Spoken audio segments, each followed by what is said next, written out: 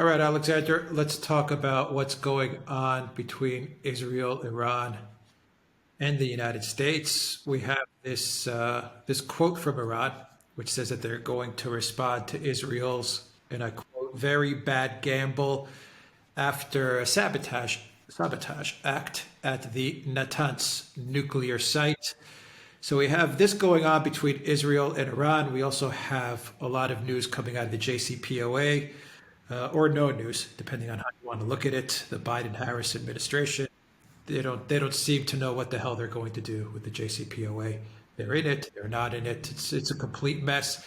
I think in essence you have a complete foreign policy mess in the Middle East, and especially with Israel around the JCPOA. And I guess it was to be expected from this White House. But here we are with accusations of a sabotage. Things could have gone awfully wrong as well. But I don't think we have. I don't think at least Israel has made any comments about this. And right now what you have are the accusations from Iran. So I mean, I don't know. I could be wrong, but anyway, get into this story. Yes, well, first of all, I should say that it does seem as if there was some kind of a cyber attack on the facility in Natanz. Now, the Iranians have pointed the finger at Israel. The Israelis, as you correctly say, have not confirmed that. They haven't denied it either. And as I understand it, the Israeli media are writing about it as if it was true. Netanyahu, for his part, has made certain comments which also suggest that Israel is going to take a very strong line with any further enrichment program by Iran. So I think on balance, this cyber attack probably was the work of Israel. And of course, these Iranians are talking in very strong words. They're talking about retaliation. They're talking about all sorts of things that they may do in response to all of this. And we'll just have to wait and see what that is. But I think you put your finger on the problem when you talked about the Biden administration not making up its mind and not being clear about what it wants to do. Now, it seems to me that the United States has two possible policies with respect to Iran. One is engagement, the other is confrontation. Now, engagement was what Obama when he was president, sought to do. He agreed and negotiated the JCPOA with Iran. This put limits on Iran's nuclear enrichment program for a period which would extend beyond, obviously, the time when Barack Obama himself was president. It would, in effect, pass the problem to one of his successors and hope that along the way, engagement might achieve some greater reconciliation or rapprochement with Iran, which would prevent enrichment from leading all the way to a nuclear bomb. That was Obama's policy. Donald Trump's policy was confrontation. He said the JCPOA is a bad deal. It doesn't prevent Iran one day from achieving nuclear weapons. It doesn't prevent Iran from persisting with its nuclear enrichment activities.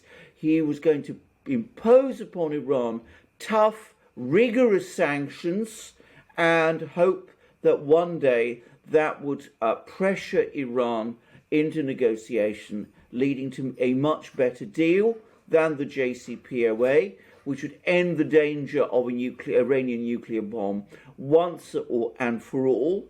And if that didn't happen, conceivably might also result in an uprising in Iran and possible change of government there. That was Trump's policy. Now, the problem with the Biden administration is that it is so divided and so weak at its center, with a weak president and a vice president who is clearly angling for position, but who is completely inexperienced about the Middle East, and I think ultimately not interested in it. With this vacuum at the centre, there is no clear policy. So on the one hand, you have all sorts of signals from various officials within the administration that the United States might be interested in going back into the JCPOA, might be willing to lift the sanctions that Donald Trump imposed, might return in effect to the arrangements that Barack Obama had made.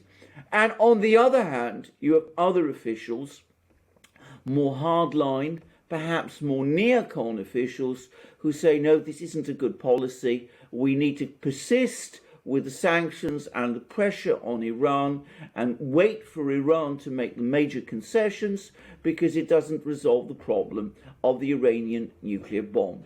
And the result is that because there is this dithering and this uncertainty, with negotiations going on in Vienna, in which the United States clearly doesn't seem to know its own mind, various countries in the Middle East are becoming nervous, and they're saying to themselves, what is the United States doing? What is its eventual policy? And in that uncertainty, they are acting in order to try to shape and influence the policy in Washington. And it seems likely that Israel has just done that by launching the cyber attack on Natanz, partly in order to derail or at least influence the direction of the talks going on at the moment between the United States and Iran in Vienna. So this is what uncertainty, dithering, the vacuum of power in Washington is doing. It is creating a more unstable, more dangerous Middle East, whereas a clear-cut American policy, whether for or against the JCPOA, would not leave scope for the kind of cyber attacks on Natanz that we are seeing, and would probably not leave much scope for Iranian retaliation either. It is the consequence of drift. Drift creates the conditions for war, and an administration divided within itself, which doesn't know its own mind, is contributing to them. Yeah, you also have that Netanyahu doesn't particularly like Biden or the Biden-Harris administration. I mean, he didn't get along with the Obama administration either. Israel and the U.S., they weren't at their best of times with the Obama administration, and obviously there's not a good relationship with the Biden-Harris administration either. So you have that playing a part in all of this, but you also have Biden. Didn't he promise that he was going to enter the JCPOA? Was that an election promise that he made, or am I wrong about that? You're absolutely right. It was a clear-cut, straightforward election promise. He criticised, and the Democrats criticised, Donald Trump for pulling out of the JCPOA. And then when, of course, it came to it, and Biden and Harris became the administration and moved into the White House, they didn't act on that promise. And they didn't, in fact, change that policy of Trump's, which they themselves had criticised.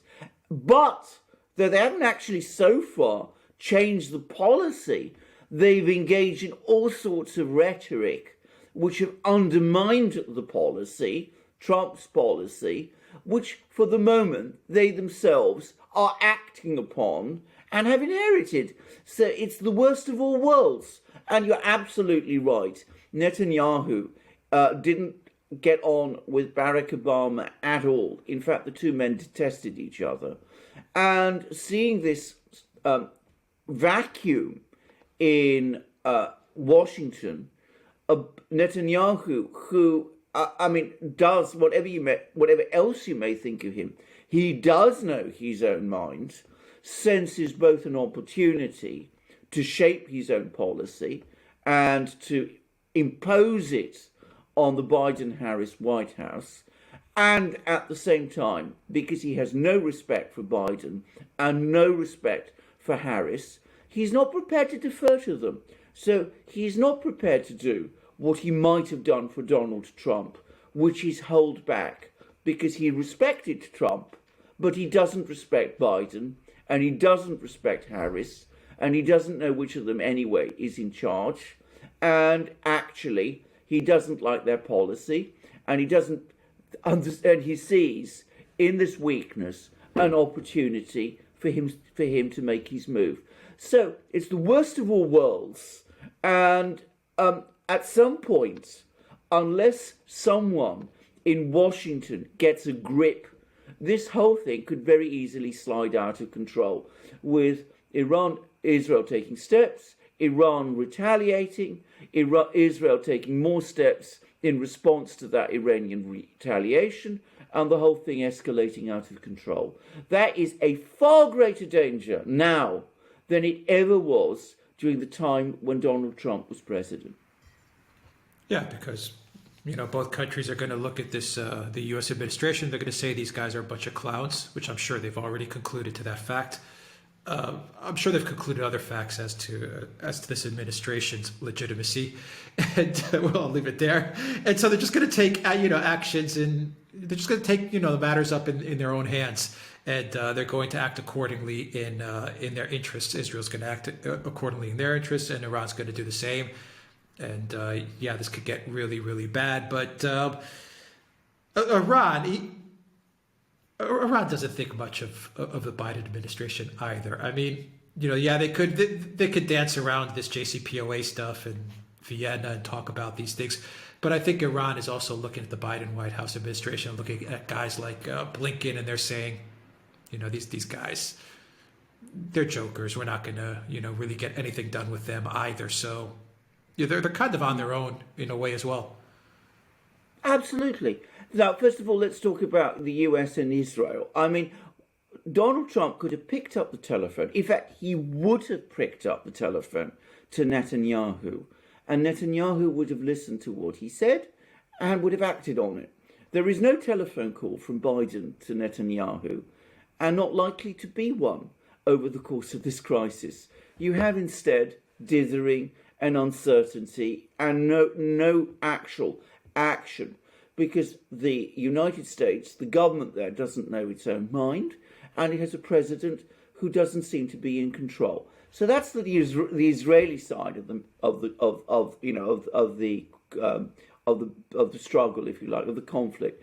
But the Iranian side is also exasperated and losing patience and respect for the administration in Washington for exactly the same reason. Now, Iran has recently hosted two very important visitors. They hosted Wang Yi, who is the foreign minister of China, who did this massive deal with Iran about China investing in Iran's infrastructure. They've just hosted Sergei Lavrov, who is the Russian foreign minister, and who's talking about arms sales and defense cooperation and the free trade agreement. And there was a very interesting interview that Lavrov gave to the Iranian media whilst he was there. Interesting for many reasons. But one of the things that was really striking was seeing what the Iranian questioners were saying to Lavrov about the Biden-Harris administration. They said, well, these people clearly aren't able to break with Donald Trump's policies.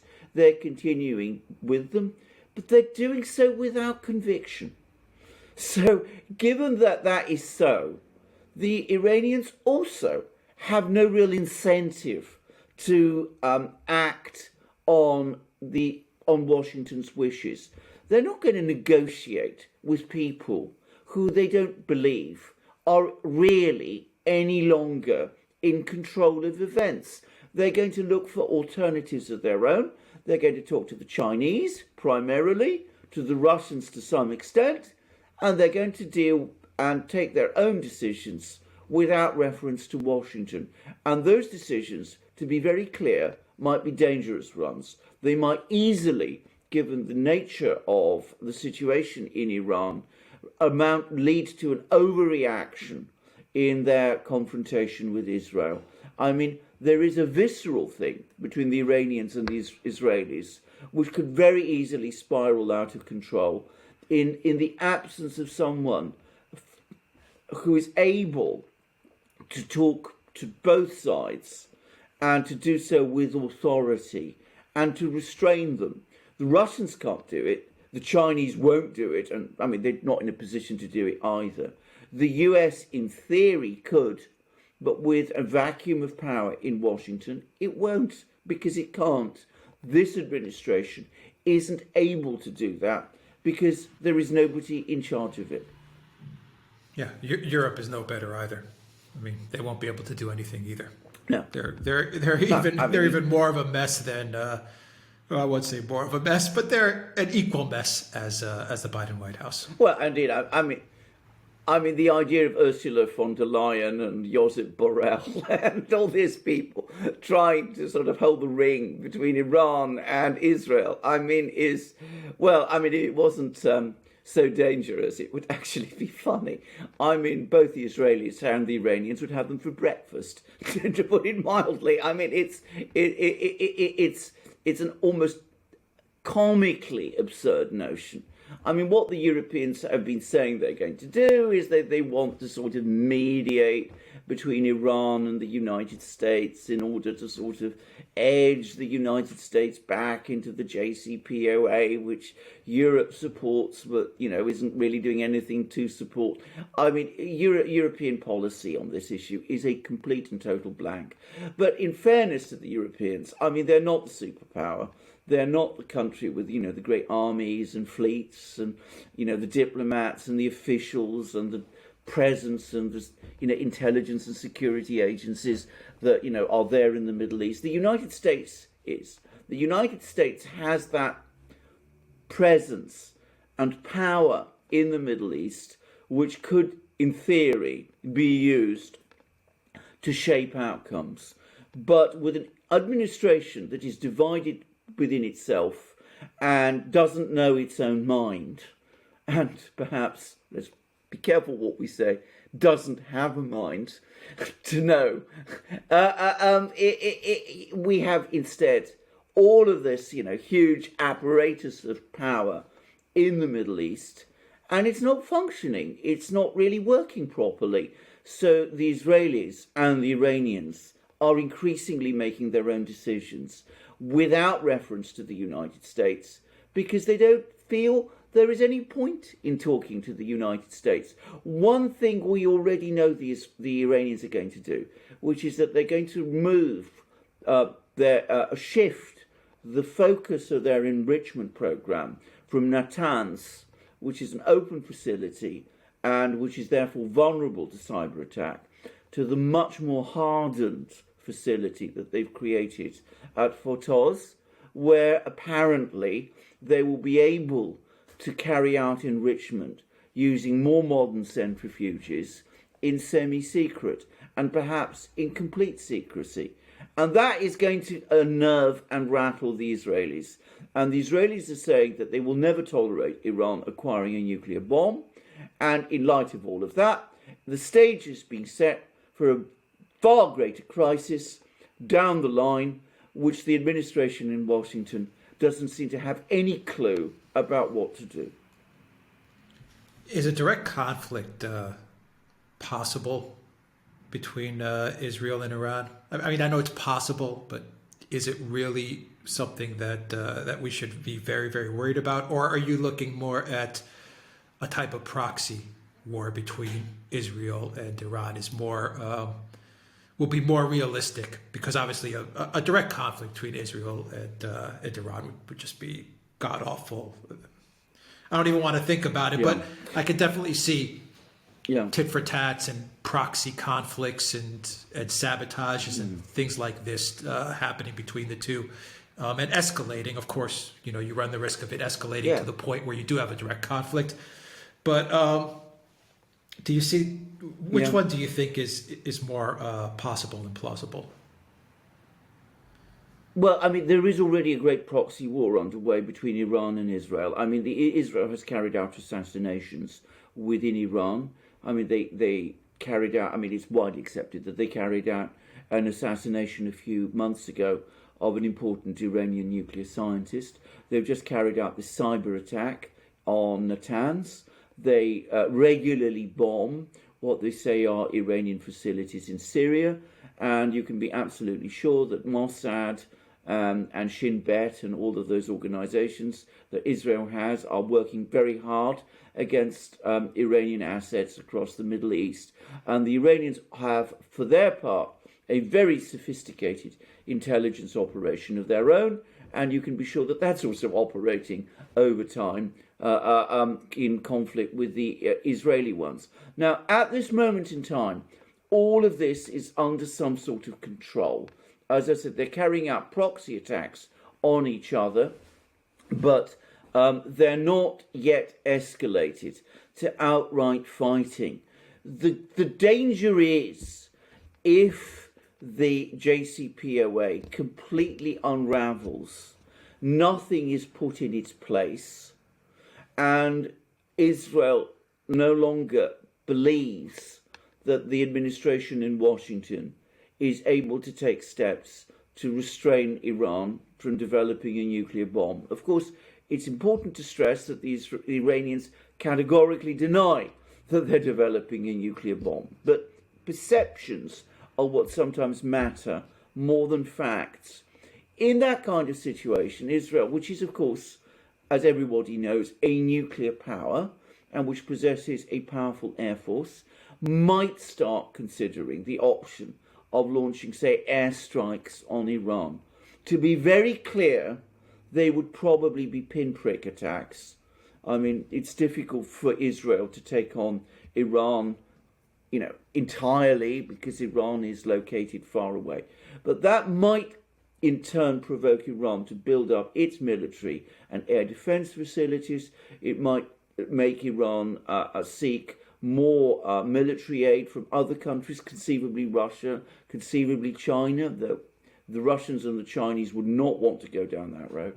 And that might in turn provoke further reactions from Israel. And you could see conceivably how this whole thing could spiral out of control. Outright war we're some way away from, but Israeli airstrikes on Iran are becoming an ever-growing danger and possibility. And if they happen, be under no doubt that will be a major crisis for the Middle East. I wonder if Russia's in a position to broker something. I don't know. Well, I mean, they get along with both. The thing about the countries. Russians, So. they do, and they have the diplomatic experience. They do have the diplomatic experience, and of course, Putin and Netanyahu actually get on well. I mean, they're friends. I mean, they're on reasonably good terms, and the Russians have shown that they understand Israel's concerns about Iran, even at the same time as they help Iran. But though I think that they would be in a position to help, there's two things to say about the Russians. Firstly, they're never particularly keen to act as mediators in any quarrel.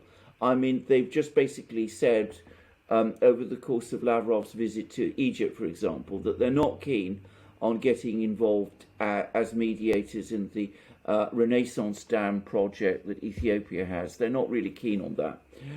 But secondly, at the end of the day, Russia's ability to broker peace between Israel and Iran may be limited because it is not as powerful a country as the United States is. And to the extent that it is possible anyway, it would be a product of American failure, and it would result in a crisis in American influence in the Middle East. So I would have thought, firstly, I'm not sure how well that would work. And secondly, anyway, if you're an American diplomat, do you really want to see Russia taking the place of the United States as the prime mediator between Israel and its enemies? I mean, that would be a dramatic change in the whole history of the region. The United States has been central to all diplomatic activities in the Middle East since the 1970s. If it's going to be displaced by Russia, well, that would be a major tectonic shift, and it might be one that the United States might want to embrace if it really wants to disconnect itself from the Middle East. But you would have thought that it would require some thinking and discussion first in Washington. Anyway, we shall see. The Russians are there. They are prepared to talk. As you rightly say, they have got contacts with both sides. they're in a position to exert influence on both sides. But we're still some way from that yet. And if it does happen, there are risks for Israel, Iran, and Russia involved in all of that, with Russia's ability to broker a peace between these two countries being perhaps a limited one. But it would also be a major diplomatic disaster for the United States. It would mean that the American era in the Middle East is over. And one wonders whether that is something that people in Washington either understand or would welcome. Yeah, but that's been over for a while now. Can't you say that? I mean, it's already clear that China and to a certain extent Russia are influencing the Middle East more and more. And I would say especially China. I mean, we see it with Saudi Arabia as well, that even Saudi Arabia is making a pivot east to a certain extent. I'm not saying all the way, but to a certain extent. And I mean, you could say that the U.S. abandoned diplomacy during, say, I don't know, Bush in Iraq. And then Obama made things 100 times worse with Syria, Libya, and everything else that he did, Yemen, etc. Trump, he tried to get the troops out, couldn't do it. He was blocked at every single turn from any type of policy, good or bad, to be quite honest. I mean, he couldn't get anything done because, the people on the ground just simply ignored him, which was really, once again, to the detriment of U.S. presence in the Middle East. It didn't help the Middle East either, the fact that Trump would give an order and the people on the ground would not follow that order. That was also just as bad. And now you have Biden, who's, and Harris, who obviously, this is just too big for them to even consider weighing in on. So I mean, diplomacy is kind of over for the U.S. in the Middle East in a way. But the U.S. does know what to do as far as the Middle East is concerned, was regime change and color revolutions. And even now, I don't think they could do that either, because Syria, to me, was the one time when the Obama administration tried a regime change. They went full in to overthrow the government of Assad, and they lost. And I think that was a tectonic shift as well. That was a big turning point, because we saw an actual regime change from Obama defeated. So things have changed. Can't you say that? Absolutely.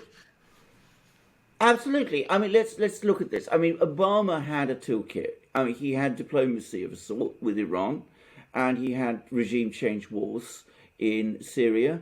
And of course, he tried to use the Arab Spring in order to carry out regime change in all sorts of other places, Egypt, for example. And what happened as a result of all of that was a major decline in US influence in the Middle East. I mean, it plunged under Obama. Now, Donald Trump instinctively understood that, and he tried to reverse course. So he tried to end regime change. He basically didn't want regime change in Syria. He realized that wasn't working. And he shifted back to diplomacy instead. And I think you mustn't underestimate what Trump did actually manage to achieve. There was actually a certain revival of US influence in the Middle East whilst Trump was president.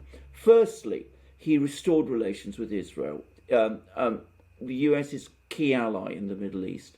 Secondly, he maintained very good relations with the Saudis, who also despised Obama. He protected MBS from all the criticisms around Khashoggi, and he was able to broker deals between Saudi Arabia and Qatar, which reconciled the two, and he was able to get the Gulf states to establish diplomatic relations with Israel. So he actually achieved quite a lot, and he was working, I think this became very clear in the last 2 years of his presidency, towards some sort of overarching deal with Iran.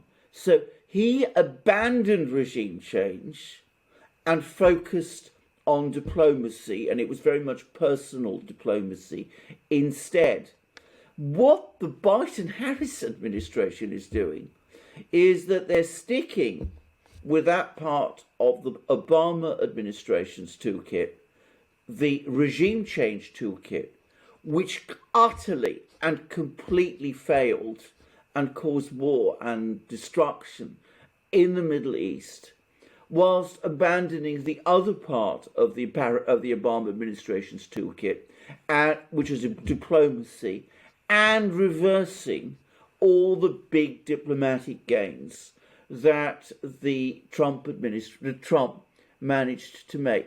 So again, US relations with Israel are deteriorating. US relations with Saudi Arabia are deteriorating fast. The Gulf states feel they've been betrayed because they agreed to diplomatic recognition of Israel in return for a strong posture towards Iran, which is what Trump gave them. And at the same time, unlike Trump, they have no policy towards Iran. So the diplomatic slide, the slide in influence in the Middle East, which took place under George W. Bush and accelerated under Obama, was to some degree stabilized and reversed under Donald Trump, but is now crashing because we have a policy from the Biden-Harris administration which re-emphasizes regime change, but has no understanding of diplomacy. My impression, by the way, for what it's worth, is that, well, Joe Biden himself has no grasp of what's going on in the Middle East and is really completely out of the picture. Kamala Harris is uninterested in the Middle East. And Blinken and the people around him are focused instead on other things, Russia and China. And the result is that policy is being made on the hoof with various neocon people in the various agencies of the United States and in the think tanks, basically running the show. And they don't have any ability to pull things together and to do anything that really works. So that's why you're drifting back into the regime change policies, which they support, and you don't at the same time have a real policy of what to do with Iran either. It's the worst of all worlds. It's the worst possible mix of policies that you can have. And this attack, this cyber attack on Natanz is just it's an indicator, it's a sign, in my opinion, of things to come. I think if this goes on for 4 years, which it will, because what's going to change it? You're going to see an absolute crash of what's left of US influence in the Middle East. It's going to be awful, and it's going to happen with more wars, more conflict, and with China and Russia extending their influence in the Middle East to a greater degree than has ever been true before. All right, we'll leave it there, guys. I'll drop a special for Duran shop merch, 10% off. I'll drop that in the description box down below. Just use the code that you'll find in the description box. Take care.